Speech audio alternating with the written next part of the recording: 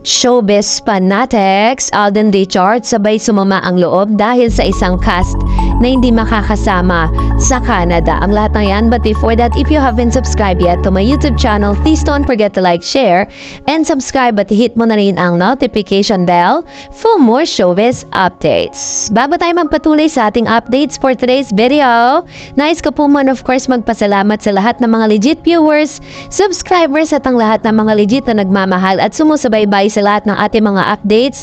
Maraming salamat po. And for today's video, eto na, ay congratulate natin ang isang Catherine Bernardo sapagkat meron na naman po siyang panibagong endorsement, no, na RBX or Rice in a Box, kung saan siya po yung isa sa mga napili. Dati po kasi siya ng dati na po siyang endorser. Tapos na yung 2024, kinuha ulit siya kasi meron po kasing duration yan kung ilang taon lang. For example, isang taon kang endorser nito, pero this time is kinuha ulit siya dahil, Diyos ko naman, grabe, si Miss Catherine Bernardo po, talagang dumadami ang mga followers at nagmamahal kay Catherine. Isa po kasi yan sa mga factor na tinitignan ng isang product. Kapag ikaw po ay most followed, kasama dito si Miss Ann Curtis na may 20.7 million, tapos si Miss Catherine naman ay may 20.6 million on Instagram alone. Instagram lang yan meron pa po siyang Facebook page, Catherine Bernardo Official, yun po yung kanya. Tapos meron din po siyang, parang wala siya sa TikTok. So yun nga, congratulations Kat, you deserve all the blessings that you have right now. And eto na nga, dahil meron po kasing isang nakakalokang balita kung saan medyo nalungkot si Mr. Alden Richards kasi this coming July ng katapusan, ito na po confirm na siya, nalilipad na po sila going to Canada. Pero sa isang interview ni Mr. Joros Gamboa, parang sinabi niya doon kung sino po yung hindi makakasama. Panoorin natin. Wala, sobrang siya pa rin same Alden as before. Saka yung kasama nga namin si Alden, sobrang tuwan-tuwa siya. Sabi nga, namiss ko kayo ni Jeff Tam. Sa inyo lang ako tumatawa ng ganito kagrabe. Dahil kapag kami, walang Alden Richards, walang Jeff Tam, walang Joros, lahat kami magtatropa. So, same pa rin na kami ng kwarto. Kumbaga, meron nga kami mga skit na mga ginawa, pero abanganin niya yan. Ipopost namin. Of course, napag-usapan niyo ba si Catherine? Siyempre. Ay, oo naman. Si Catherine, looking forward kami magkasama. Medyo nagtatampo lang si Jeff kasi hindi siya nakasama sa Canada. Pero, ayan, abanganin niyo to dahil maganda yung story nito. Sa interview nga ni Mr. Joros Gamboa sa Edis Awards Night, kung saan present siya pero hindi present ang Kat din, at mamaya malalaman ninyo ang dahilan. So, sinabi niya po dito na medyo nagtatampo daw di umano si Mr. Jeff Tam dahil hindi po siya kasama sa Canada. Hindi po siya kasama na parang lilipad going to Canada. Ang tanging lang kasama ni Alden ay si Joros. Alam naman natin na ang ganda po ng collaboration at tandem nitong tatlong ito. Talagang sobrang nakakatuwa. Sabi nga ni Mr. Joros Gamboa, sabi ni Alden, dun lang daw pagkasama niya si Joros at si Jeff, dun lang talaga siya tumatawa ng malala, no? Kasi makikita natin parang napakaseryoso ni Alden, at kapag talagang sikat ka, kukunti lang talaga yung tao na parang gustong lumapit sa'yo. Isa sa mga kadahilan na nakita nating dahilan kung bakit si Joros ay di na rin nakasama at hindi na rin isinama ni Direk, dahil meron po kasi siya at bahagi siya, malaki po yung kanyang parte dito po sa teleseryeng Batang Quiapo. Isa po kasi siya dun sa mga kalaban ni Tanggol na talagang magiging malupit na kalaban ni Tanggol dito po sa nasabing teleseryeng ito. Syempre nga naman, napakaganda po ng role niya dito very unique. Kakaiba siya, hindi siya basta nagpapatawa lang, ganon. Dito po talaga very serious si Mr. Jeff Tam, at kasama niya pa yung kaibigan niya si Mr. John Estrada.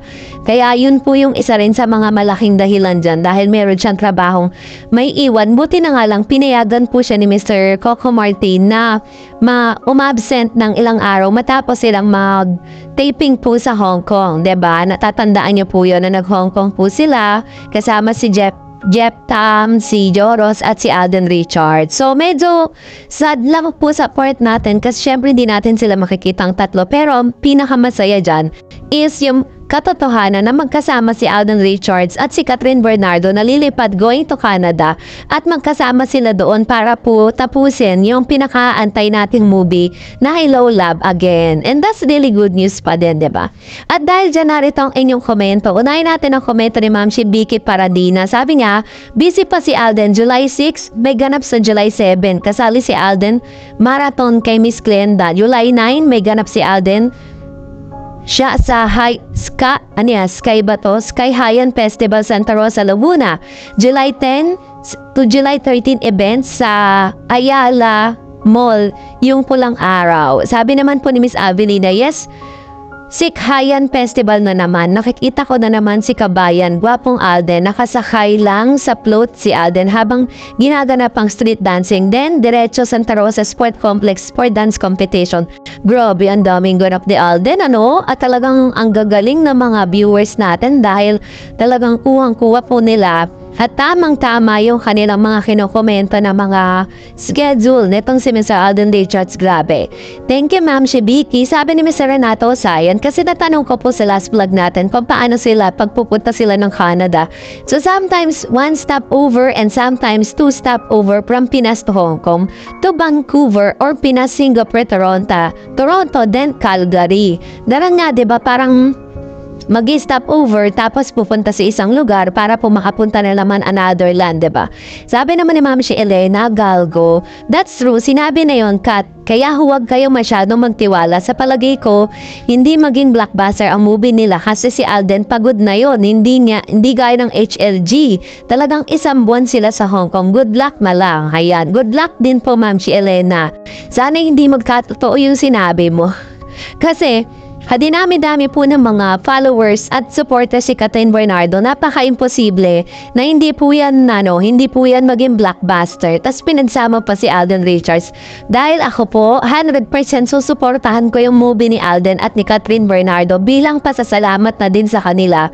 Dahil talaga namang pinapasaya nila tayo araw-araw. Sabi ni Ma'am Lilian Martinez, 2 times mag-stop over dito sa Vancouver, British Columbia, Canada. Tapos, transfer sa domestic flight papuntang Calgary, Alberta. Post-street flight kukunin.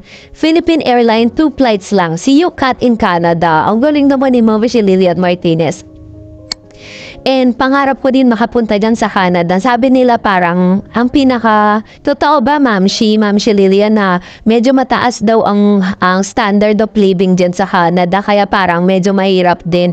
Sabi ni Ma'am Amelita, hindi pa Miss Dar kasi di ba may Century Tuna pa siya ngayong 9. Siya ang judge sa Century Tuna.